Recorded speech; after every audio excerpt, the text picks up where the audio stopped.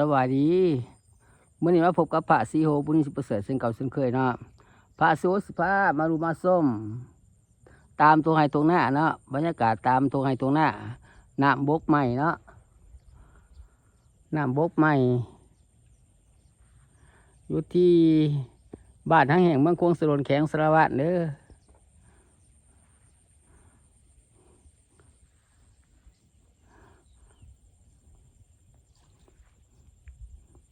ตอนสวยนะของบ้านจันทร์บ้านที่24 เดือนที่8 2026นะ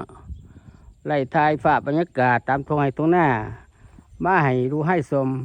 ให้FCดาวไทยต่างประเทศเขาดูเขาชมส่องยูทูบของพระศรีโหบุญ10%เนาะ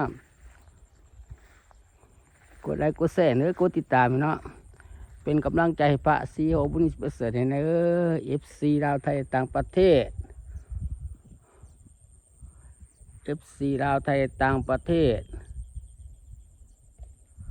ฝากบรรยากาศตามทงไห้ทงหน้าเนาะน้ำบกใหม่น้ำถั่วบกใหม่เนาะ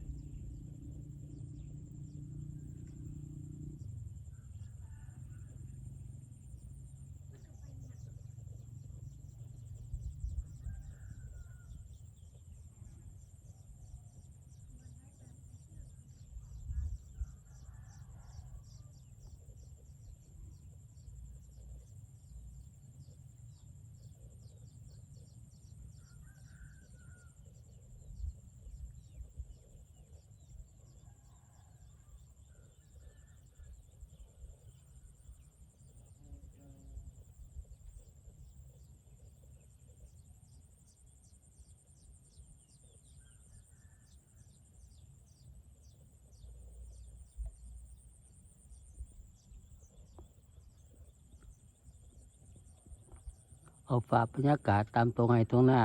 มาให้ดูให้ชมให้FC ลาวไทยต่างประเทศ เขาดูเขาชมส่อง YouTube ของพระซีโหบุญมี10%ให้เด้อกดไลค์กดแชร์เนาะกดติดตามเด้อเป็นกำลังใจพระซีโหบุญมี10%เนาะคลิปนี้กับพระสุโขทัยไปก่อนบ๊ายบาย